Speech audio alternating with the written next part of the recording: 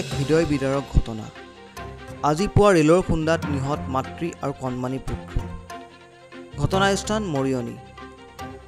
মৰিয়নি নগাধুলিৰ নগাপথাৰত হৃদয় বিদাৰক ঘটনা সংঘটিত হয়। ৰেলৰ খুন্দাত নিহত মাতৃ আৰু কণমানি পুত্ৰ।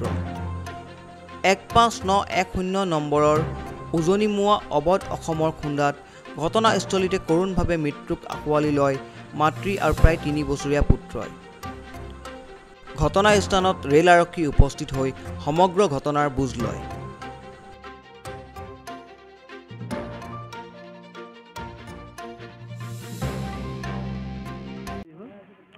আমি মানে উজনিমুৰা আমি আবাদ আছামে খুন্দিয়াছে বুলি আমি গম পাইছোঁ আৰু গোটেই ঘটনাটো ৰহস্যজনক আৰু আমি গম পাইছোঁ যে মানে আমাৰ ওচৰৰে হয় বুলি, কিন্তু এতিয়ালৈকে আমি গোটেই মানে তথ্য আশাকাৰে ক'ব নোৱাৰিম। কোন ঠাই?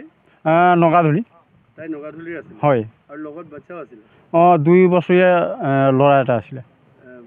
এইটো এক্সিডেণ্ট না ছুইচাইড কিবা গম পাইছে নেকি? এইটোতো দেখাত মানে ছুইচাইড যেন লাগিছে, কাৰণ যেতিয়া আগত মানে ট্ৰেইনৰ আগত মানুহ এজন পৰিয়ায় তেতিয়াহে দুই ডোখৰ হয়, আৰু যদি ওপৰৰ পৰা পৰা হ'লে মানে যে এনেকুৱা নহ'লে।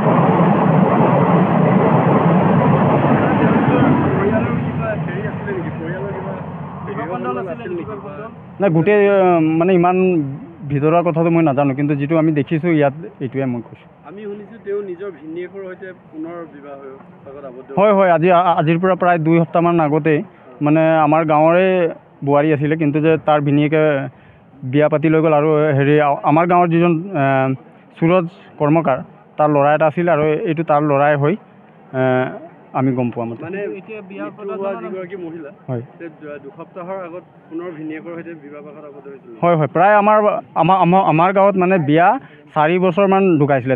তাৰ পাছত মানে আপোনাৰ 2 সপ্তাহ বা ৰিচেণ্টলি মানে 2 সপ্তাহ 1 সপ্তাহ এনেকুৱা হ'ব, এনেকুৱা ভিতৰতে মানে যে তাৰ ভিনীয়েকৰ লগত বিয়া হৈছিলে। ভিনীয়েকৰ নিখিল নিখিল চামাচি। হয়। তেওঁ ঘৰ নগাধুলি চাবগিছে। গৃহকন্দলৰ বাবে এয়া হৈছে যেন অনুমান হয় নেকি? নাই, নিশ্চয় আজিৰ পৰা মানে এটা সুখৰ জীৱন যাপন কৰি আছিলে, কিন্তু হঠাৎ যদি এনেধৰণে ঘটনা ঘটে, নিশ্চয় এইবোৰ মানে হোৱা 100% চান্স আছে।